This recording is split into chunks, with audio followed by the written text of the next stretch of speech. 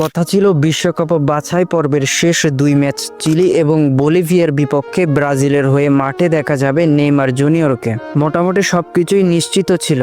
Carlo Ancelotti দল ঘোষণা করবেন, সেখানে নেইমার নামটা এক প্রকার নিশ্চিত। তবে কে জানতো এবারও দুর্ভাগা থেকে যাবেন নেইমার।